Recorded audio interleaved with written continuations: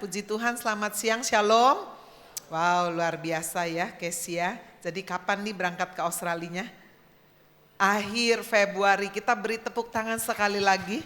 Ya, saya selalu bersuka cita, bersyukur ya. Dulu mengenal Kesia masih kecil sekali nih ya. Anak daripada Bapak Ibu Budiono. Boleh berdiri sebentar. Emaknya datang juga loh hari ini, keluarganya semuanya. Adik-adiknya boleh berdiri semua ya, karena Kesia jadi sekarang tidak lepas dari keluarga. Amin saudara ya, keluarga sangat penting sekali. Hari ini saudara, minggu yang pertama di bulan Februari diberikan subtemanya adalah deeply rooted ya, bagaimana kita harus berakar dengan sangat kuat sekali. Di Alkitab digambarkan salah satu gambaran hidup manusia itu digambarkan seperti pohon.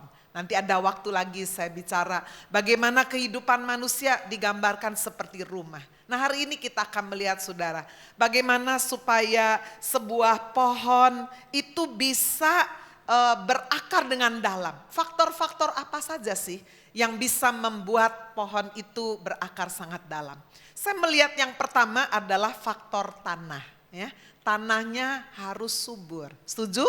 Ya, tanahnya harus subur. Walaupun benihnya bagus saudara, tapi kalau tanahnya nggak subur ya percuma ya. Itu sebabnya sudah bicara mengenai hal ini, tanah yang subur itu sebetulnya bicara hati. Hati yang lembut ya. Karena di dalam Injil Matius pasal 13 ayat yang keempat sampai dengan ayat yang ke-8. Tuhan Yesus itu memberikan satu perumpamaan. Ya, kita coba baca ya. Matius 13 ayat 4 sampai dengan ayat yang ke-8. Saya baca demikian bunyinya. Pada waktu ia menabur, sebagian benih itu jatuh di pinggir jalan. Lalu datanglah burung dan memakannya sampai habis. Sebagian jatuh di tanah yang berbatu-batu, yang tidak banyak tanahnya. Lalu benih itu pun segera tumbuh karena tanahnya tipis. Tapi sesudah matahari terbit, layulah ia dan menjadi kering karena tidak berakar. Sebagian lagi jatuh di tengah semak duri, lalu makin besarlah semak itu dan menghimpitnya sampai mati. Dan sebagian jatuh di tanah yang baik, lalu berbuah. Ada yang 100 kali lipat, ada yang 60 kali lipat, ada yang 30 kali lipat. Kita yang percaya firman Tuhan berkata, amin. Jadi saudara, kalau kita baca Matius pasal 13 ayat 4 sampai 8 ini, maka kita menjumpai ada 4 macam tanah. Benihnya sama loh, betul ya? Benihnya sama yang ditabur, tapi karena tanahnya yang bermacam-macam, ini yang membuat perbedaan. Tanah yang pertama adalah tanah pinggir jalan. Itulah saudara ya, di pinggir jalan. Jadi itu saya melihat sebetulnya menggambarkan hati manusia yang tidak siap terima firman. Enggak siap. Tidak bisa mengerti kata firman Tuhan ya, seperti tertutup. Mungkin karena kuasa gelap. Saudara kalau main-main dengan kuasa gelap, aduh iblis itu pencuri, pembunuh, pembinasa. Saya sering melihat salah satu dampak orang kalau pernah main-main sama kuasa gelap itu ya, nggak bisa terima firman. Dia mungkin pergi ke gereja, tapi waktu firman ditabur nggak bisa. Nah ini saudara disebut di ayat 4. Katanya waktu ia menabur, benih itu jatuhnya di pinggir jalan, lalu datang burung memakannya sampai habis. Kita nggak perlu susah-susah menafsirkan, karena di ayat 19 diberi pengertiannya. Setiap orang yang mendengar firman tentang kerajaan surga tapi tidak mengerti. Nah gitu ya. Jadi firman tapi gak mengerti. Sama kayak dulu saya waktu penginjil diundang untuk bisa perayaan Natal semua gereja. Biasanya diundang sih ada mungkin pejabat ya, ada kalau desanya kecil RT, RW, lurah, bisa bupati bisa, saudara, bisa wali kota bisa sih ya. Nah saudara, mereka duduk di situ, tapi ya itu belum tentu loh, walaupun intelek belum tentu firman itu bisa masuk. Jadi ini sudah jawabannya, dikatakan saudara di ayat yang ke-19, waktu orang itu menerima benih itu firman Tuhan, dikatakan gak bisa ngerti. Datanglah si jahat lalu merampas yang ditaburkan dalam hati orang itu, itulah benih yang ditaburkan di pinggir jalan. Jadi jangan main-main saudara, kalau sudah pernah ada kuasa gelap ya, harus dilepaskan tuh. Harus dipenuhi terus dengan firman. Kadang-kadang saudara kalau kuasa kegelapan itu mengikat, ya harus minta tolong hamba Tuhan untuk mengusirnya. Ya, saya beberapa kali mendoakan sudah anak-anak masih kecil, bayi-bayi ya. Seringkali dibawa ke saya, Bu anak saya itu kalau malam-malam itu ya cerit-cerit gitu loh. Seperti kayak lihat apa ketakutan. Nah itu dari pengalaman saya sebagai hamba Tuhan. Mereka itu seperti indera keenamnya itu masih terbuka. Ya, karena kan masih bayi ya. Termasuk orang yang mau meninggal itu biasanya indera keenamnya juga. Oh itu lihat jendela dibuka apa ada yang jemput gitu ya. Nah itu indera keenam. Ya, saya sering berdoa Tuhan Yesus biar indera keenam anak ini ditutup. Ya, semua penglihatan yang bukan dari Tuhan ditutup dalam nama Yesus. Saya udah mendengar kesaksian berkali-kali minggu depannya. Bu anak saya udah gak nangis lagi dan sebagainya. Tapi kalau saudara udah remaja, lalu karena keinginan sendiri supaya kelihatan keren, supaya banyak yang naksir, supaya kalau dia pedagang, dagangnya laris, ya pembantu dari desa supaya disayang sama majikan. Nah suka bawa itu, nah ini hati-hati. Ini yang membuat saudara tanah kita ini menjadi tanah pinggir jalan. Sehingga walaupun terima firman itu gak bisa ngerti, kayak blok. Nah apalagi saudara yang membuat kita itu gak bisa mengerti firman. Mungkin kebencian ya, sampai hatinya itu tertutup gitu loh, rasanya gak bisa terima firman. Itu juga saudara kita harus mau mengevaluasi, menyelidiki hati kita ya. Karena bukan karena siapa yang khotbah, tapi bagaimana tanah hati kita.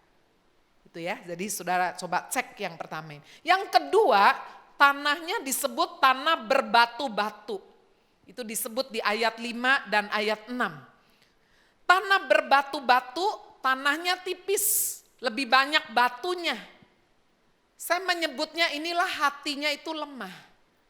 Ya, kalau tadi saudara hatinya tertutup, ini ada sih hati tapi lemah. Kenapa? Karena kalau saudara baca dikatakan benih yang jatuh di tanah yang berbatu-batu karena ada tanahnya tipis segera tumbuh. Tapi sesudah matahari terbit layulah menjadi kering karena gak berakar. Nah ini gak bisa deeply rooted.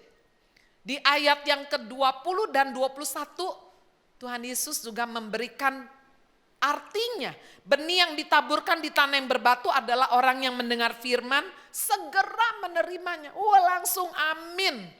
Tapi karena enggak berakar, tanahnya tipis, tahan sebentar saja. Inilah hatinya itu lemah. Saudara orang bicara ya kalau Simon, arti Simon itu buluh.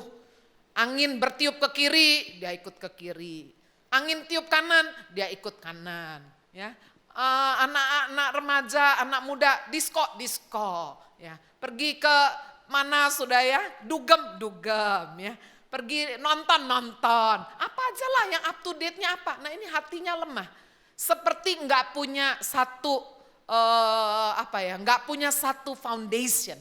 Sehingga dikatakan saudara, walaupun firman itu cepat tumbuh karena hatinya lemah.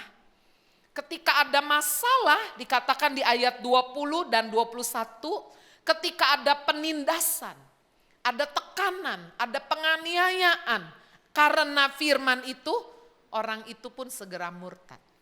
Ini bukan hanya remaja, orang udah dewasa bisa begitu.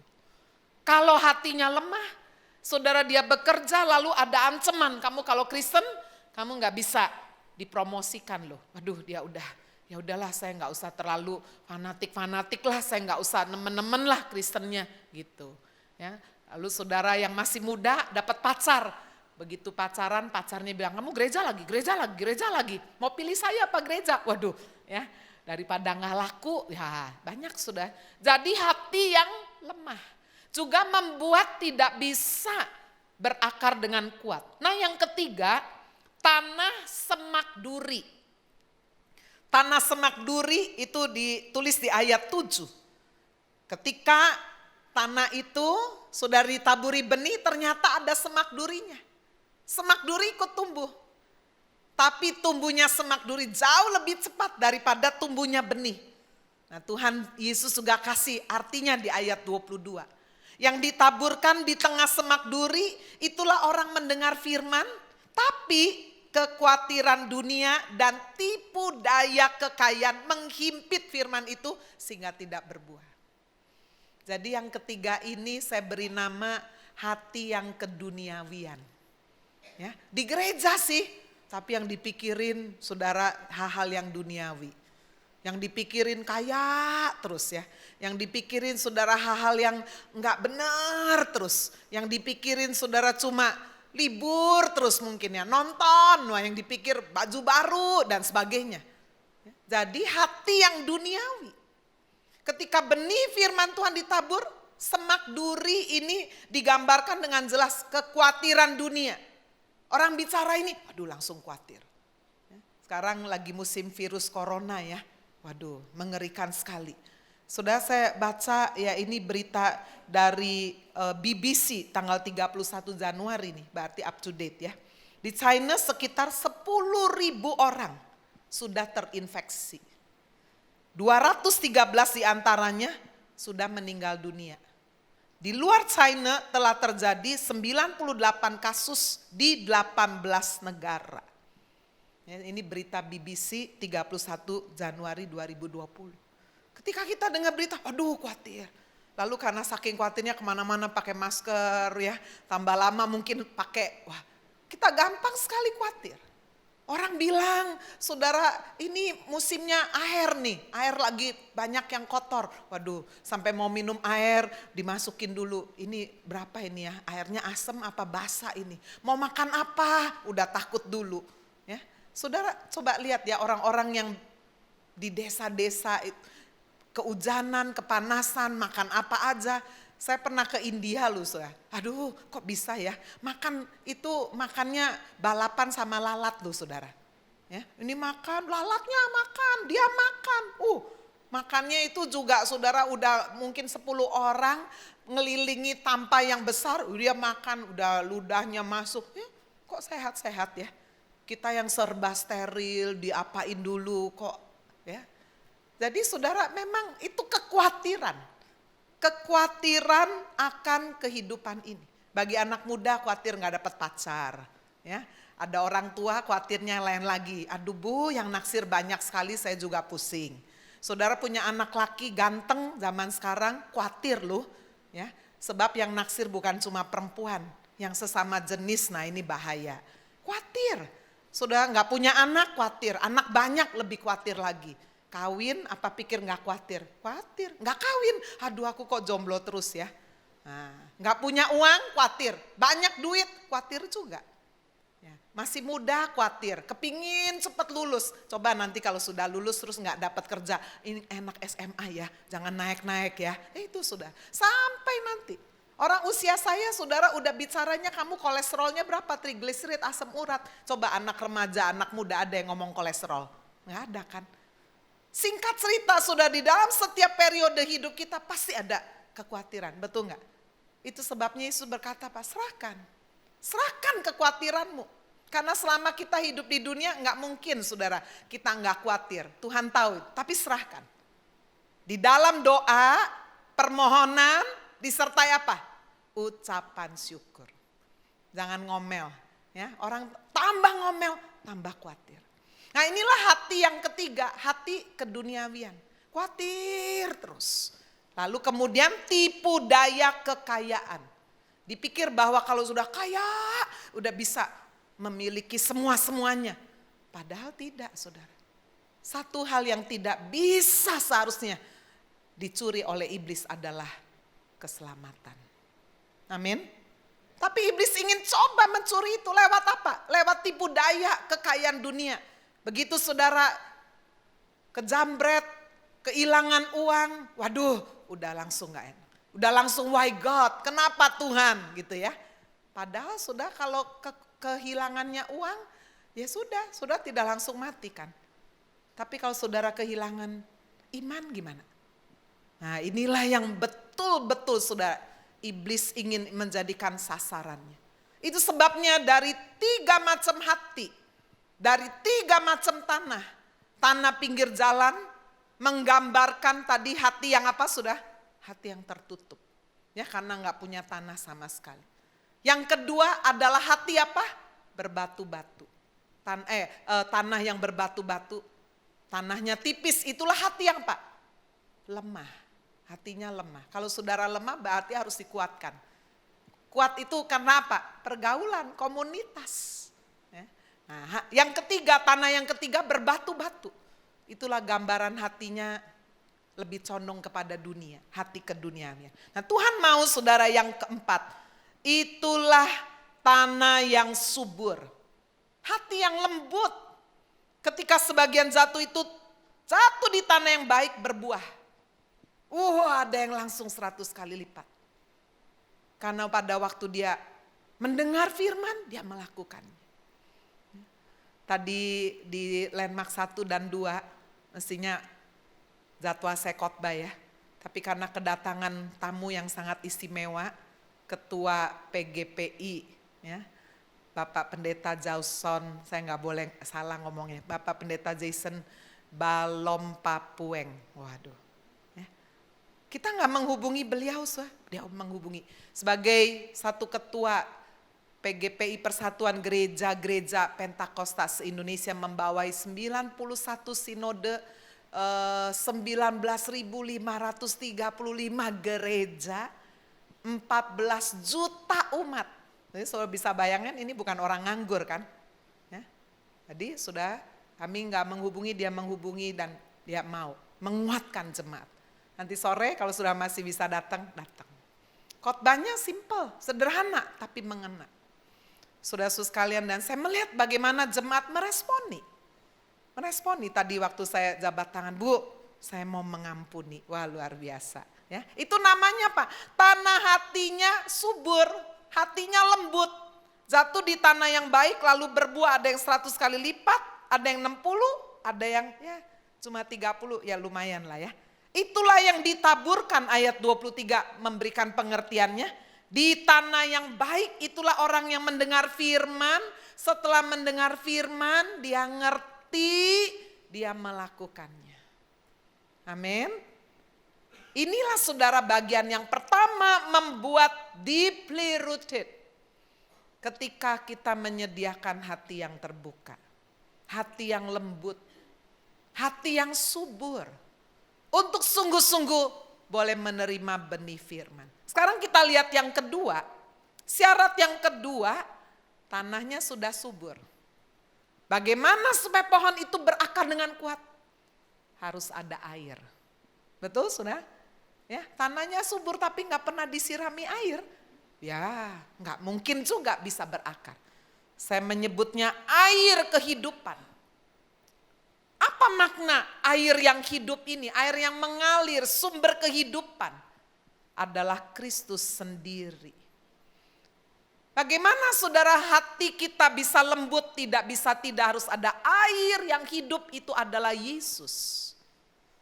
Saudara, orang tanpa Yesus bisa enggak dia berbuat baik? Bisa. Bahkan seringkali bisa lebih baik dari orang Kristen. Betul saudara ya? Kristen, dia bukan Kristen. Buktinya di dalam Alkitab Yesus memberikan perumpamaan tentang orang Samaria yang baik hati. Apa Yesus kebetulan tuh ngambil perumpamaan itu? Tidak.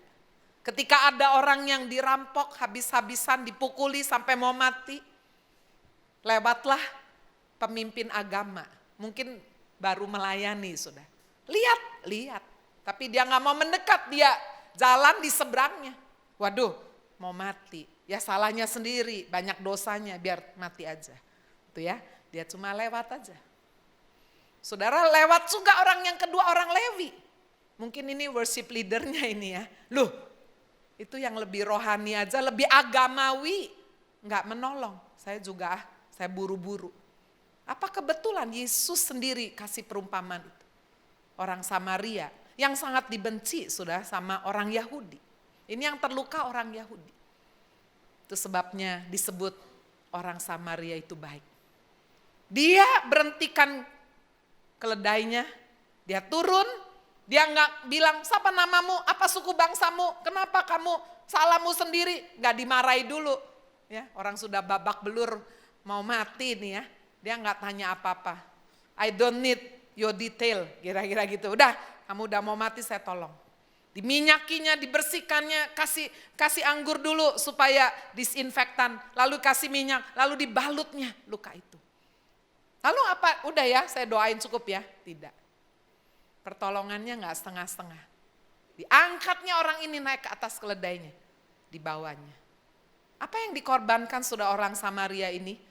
Dia bukan korban waktu, tenaga. Dia mungkin bisnismen yang mestinya kalau naik keledai sendiri bisa datang 1 jam. Tapi karena ini sekarang di atas keledainya ada orang yang terluka. Dia kan gak mungkin dua-duanya di atas keledai, keledainya mati sudah ya, gak kuat. Mungkin perjalanan menjadi 3 kali lebih lama, bahkan mungkin 4 kali lebih lama. Sekali-sekali orang yang sakitnya ini mungkin juga perlu istirahat dan sebagainya. Korbankan juga uang ketika sampai di penginapan. Wow, orang Samaria yang baik hati. Tetapi saudara, apakah kebaikan itu menyelamatkan? Tidak.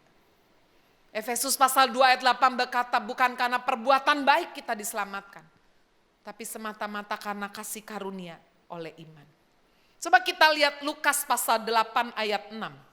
Sebagian jatuh di tanah yang berbatu-batu, dan setelah tumbuh ia menjadi kering.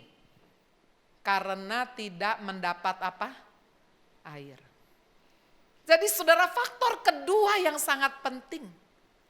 Bagaimana kehidupan kita yang digambarkan seperti pohon ini bisa deeply rooted adalah air yang hidup.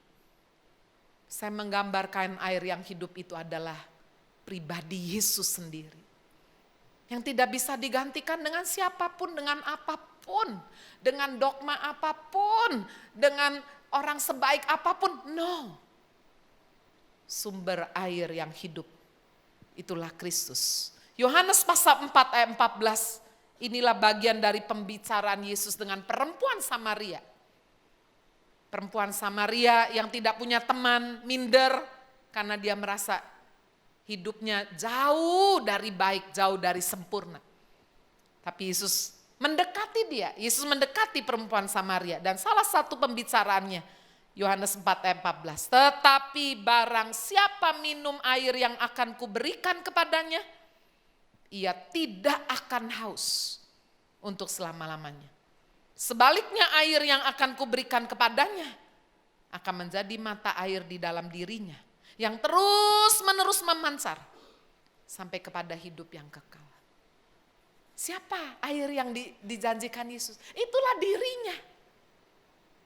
Amin, saudara. Saudara, bagaimana kita bisa deeply rooted? Saudara boleh baca Alkitab. Saya dengar cerita kesaksian banyak orang-orang dari agama lain ingin mempelajari kelemahan orang Kristen. Karena mau mempelajari kelemahan dia harus baca kitab-kitabnya orang Kristen, setuju ya? Tapi saudara, bukannya dapat kelemahannya, ketemu Yesus. Banyak tuh, ketemu air kehidupan ketika membaca Alkitab. Jadi tidak semua orang baca Alkitab itu punya Yesus, belum tentu loh. Itu sebabnya waktu saudara membaca Alkitab, saudara harus berdoa sungguh-sungguh.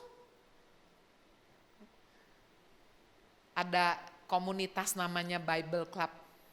Ya, masih ada yang setia, ada yang enggak. Saya masih setia sampai hari ini. Udah berapa putaran ya? 5 ya? Masuk mau 5. 5 putaran sudah. Dari Matius sampai Wahyu, Kejadian sampai Maleaki. Itu namanya 1 putaran. Kalau saudara mau ikut boleh sih. 5 pasal setiap hari, baca kitab Matius sampai Wahyu 2 bulan selesai. Dari Kejadian sampai Maleaki kurang lebih 6 bulan. Ya, tapi kalau sudah 5 pasal, waduh. Kita nih heran ya, baca Alkitab 5 pasal itu paling 30 menit loh. Kita bilang sibuk, repot, aku sekolah banyak ujian. Tapi ngopi, di sini ada yang kalau ngopi setengah jam? Hah?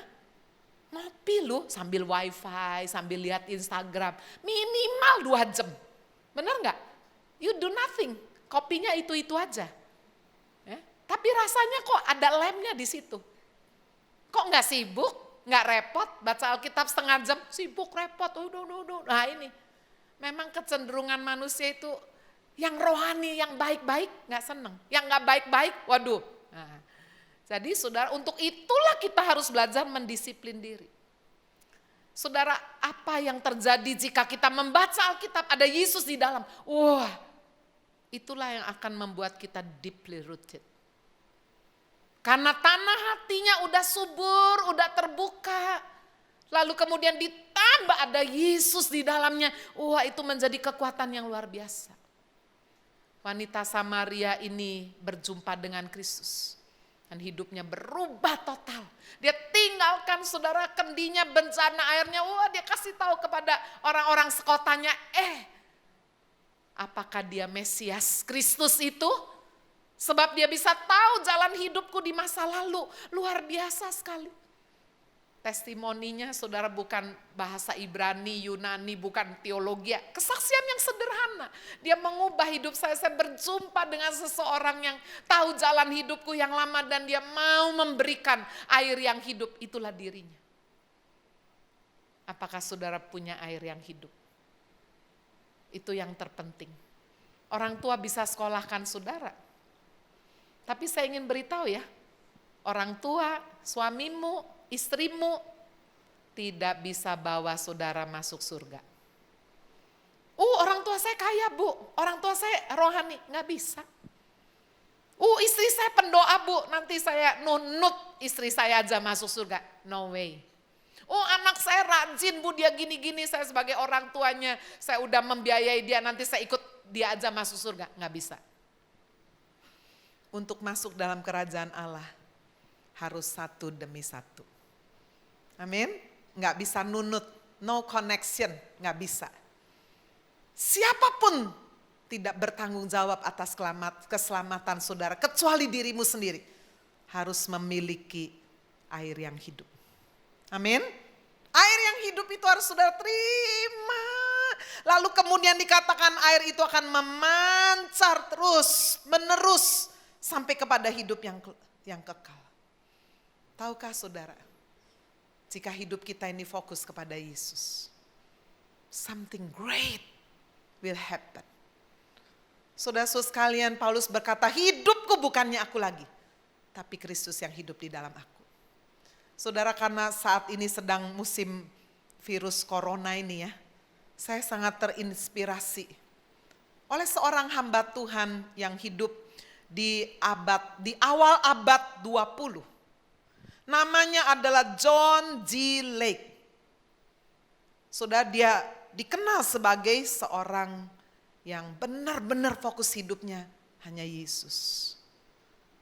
Dia juga dapat julukan faith healer, penyembuh yang benar-benar berlandaskan iman. Ketika tahun 1908 di Afrika Selatan terjadi wabah penyakit namanya bubonic. Ini wabah menakutkan sekali.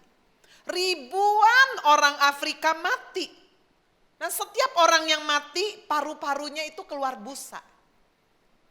Disitulah letak kuman virusnya. Jadi siapa aja yang kena virus ini, kalau mati sudah keluarkan busa. Dan kalau busa itu kepegang, orang itu tertular. Waduh, ini satu virus epidemi yang luar biasa. Saat itu sampai ditawarkan siapa mau pergi ke Afrika Selatan untuk jadi tenaga perawat, sukarelawan, tapi dikasih uang $1.000 US. Wah, bayangkan itu tahun 1900, besar sekali tuh. Apa yang dilakukan oleh John G. Lake ini? Dia bersama dengan murid-muridnya pergi bukan karena uang itu. Tapi karena Kristus. Karena kasih Kristus. Dia pergi ke sana. Dia hanya beriman pegang janji firman Mazmur 91. Walaupun 1.000 orang rebah di sisimu, 10.000 di sebelah kananmu. Tapi itu tidak akan menimpamu. Sampai di Afrika. Apa yang dilakukan John G. Lake? Dia bersama teman-teman penginjil yang lain, murid-muridnya masuk ke rumah demi rumah. Keluarin mayat, membantu menguburkan orang yang mati. Sekalipun mereka menyentuh mayat, busa-busa disentuh semuanya. Kok mereka gak mati? Wah, berita ini sampai terdengar oleh pejabat-pejabat saudara, orang-orang Afrika Selatan kulit hitam ini. Nah, mereka heran, kenapa kamu gak mati? Kamu punya apa? Kamu makan apa? Kamu makan pil apa ini? Sampai kamu tidak tertular. John G. Lake berkata, saya gak makan apa-apa. Saya hanya percaya kepada Yesus. Hati saya punya kasih, ingin menolong. Dan saudara, kemudian dokter-dokter penasaran. Nah, mereka kemudian mengambil busa dari mulut orang yang mati itu. Dan dilihat di dalam mikroskop. Busa itu isinya kuman virus yang mematikan. Tetapi saudara, ketika tangan John G. Lake ini ditaruh di bawah mikroskop yang ada busanya itu. Apa yang terjadi saudara? Itu dokter melihat bahwa busa itu tidak ada lagi virusnya, tidak ada lagi kumannya, langsung mati. Disitulah John G. Lake memberitakan Kristus Yesus sebagai sumber kehidupan. Sudah saya mendengar hari-hari ini dengan adanya virus Wuhan yang mengerikan sekali. Tahukah saudara, mungkin ini tidak diberitakan hebat-hebatan. Penginjil-penginjil berdatangan. Mereka gak takut tertular. Mereka beritakan Injil, ada orang yang mau sekarat, mau mati. Mereka beritakan, itu adalah penginjilan yang paling efektif. Sudah kalau tanya saya, Bu, penginjilan efektif, cari orang yang mau mati. Kamu mau masuk surga enggak? Mau diampuni dosa enggak? Enggak tanya, kamu agamanya apa? Enggak. Mau masuk surga, terima Yesus. Oh iya mau, udah. Waduh, itu visa cepet banget tuh. Tapi coba kalau saudara beritakan Injil kepada orang yang kaya, happy, sehat, enggak punya masalah. Waduh, susahnya, betul ya. Jadi tahukah saudara, saat ini begitu banyak penginjil-penginjil. Orang-orang China dari bawah tanah, ya, mereka yang ditekan-tekan. Presiden di sana itu saudara benci sekali sama orang Kristen, sampai yang ada salib-salib itu lagi dihancurkan semua. Makanya saudara, kita jangan main-main. Yesus itu kepala gereja. Amin. Ketika sudah sekalian orang-orang menganiaya, menghancurkan, merusak atau apa aja lah ya, tubuhnya diam aja kan. Orang-orang Kristen di Wuhan cuma sembunyi aja. Orang-orang di mana-mana sembunyi. Tadinya sudah lebih bebas, sekarang kan ditekan lagi. Salib-salib dihancurkan, anak dari kecil tidak boleh diajari Kristen. Tidak boleh, dilarang. Saudara lihat ketika tubuh Kristus dianiaya. Kepalanya saudara yang langsung turun tangan. Kalau sudah kena virus kayak begitu bagaimana? Nah, disitulah saudara orang-orang keluar Kristen bawah tanah membuktikan mereka menolong, memberitakan Injil. Kenapa saudara? Fokus hidupnya adalah Kristus. Saudara mau menjadi orang Kristen yang deeply rooted, pandang Kristus. Amin. Dia kepala kita. Kepala gereja adalah Kristus. Saudara-saudara sekalian, tubuh Kristus inilah kita, anak-anak Tuhan. Sekarang kita lihat yang ketiga, yang terakhir. Setelah tanah yang subur, air yang hidup, sebuah pohon akan deeply rooted jika dia menerima pupuk yang baik. Amin. Harus dikasih pupuk dong. Apa itu pupuk? Roh Kudus. Tanpa Roh Kudus, saudara gak bisa menghadapi masalah di dunia ini. Yesus berkata dalam Yohanes 16 ayat 33, dalam dunia kamu akan menderita aniaya, tapi kuatkanlah hatimu sebab aku telah mengalahkan dunia ini. Waduh, tanpa Roh Kudus gak mungkin. Dengar firman Tuhan perintah mengampuni. Ya, itu Bapak Jason Balom Papueng menyampaikan firman tentang itu. Wow, luar biasa. Saudara kalau belum mengalami sendiri, gampang ngomong, udah ampuni aja, ampuni, gampang. Tapi kalau begitu merasakan. Tapi ketika kita memiliki pupuk yang baik, Roh Kudus, kita akan deeply rooted. Amin. Kita baca ayat terakhir. Yohanes 14 ayat 16. Aku akan minta kepada Bapa, Yesus, dan ia akan memberikan kepadamu seorang penolong yang lain, Parakletos. One called alongside to help. Aku akan memberikan kepadamu seorang penolong yang lain, supaya ia menyertai kamu. Kapan, saudara? Kapan? Selama-lamanya. Siapa yang bisa menyertai saudara selama-lamanya? Orang tua? Nggak bisa. Dulu waktu saya masih kecil, orang tua saya gandeng saya sakit, saudara saya ditunggui. Waktu orang tua saya sudah tua, saya yang tuntun dia, ya, saya yang mandiin dia, saya lap-lap dia, apalagi waktu udah pikun, waduh. Orang tua kita tidak mungkin bisa menyertai kita selama-lamanya. Betul, saudara? Siapa yang bisa menyertai kita selama-lamanya? Roh Kudus. Aku akan memberikan kepada kamu penolong yang menyertai kamu selama-lamanya.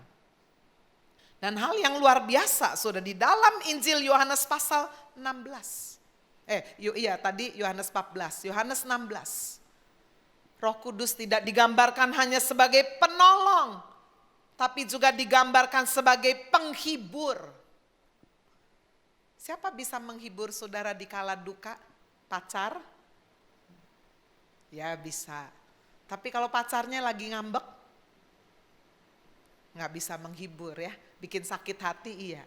Siapa bisa menghibur saudara? Suami, istri. Makanya di sini yang muda-muda, kalau menikah itu jangan punya idealistic expectation. Waduh, saya kalau kawin ya saya jadi Cinderella. Aduh, kecewa dah. Saudara, menikah itu bukan in order to get happiness. In order to give happiness. Amin. Bukan dapat, terima, sak, terima, sedot. Enggak, give. Jadi di sini yang masih muda-muda kalau enggak siap memberi, jangan kawin. Itu aja. Bu, aku mau kawin supaya aku dapat. Oh, forget it, nggak usah kawin. Tapi begitu saya berkata, saya siap Bu menikah. Supaya saya bisa beri, supaya saya bisa itu. Ya. Jadi saudara, Roh Kudus ini penghibur. Menginsafkan akan dosa, kebenaran, dan penghakiman. Di saat saudara seperti yatim piatu, nggak ada orang mengerti, Roh Kudus memberi penghiburan. Amin. Roh Kudus ini juga disebut sebagai roh kebenaran. The truth that you know shall set you free. Kebenaran yang kamu tahu, itulah yang memerdekakan kita. Amin. Itu sebabnya jangan berhenti. Bersemangat membaca Alkitab. Tanah hatinya subur, sehingga benih firman bisa tertanam dalam. Ditambah saudara air kehidupan ada Yesus, fokus hidup kita kepada Yesus. Dan ada pupuk yang baik, Roh Kudus. Mengingatkan kita, menghibur kita, menolong, menyertai kita. Amin. Tuhan Yesus memberkati kita semua, haleluya.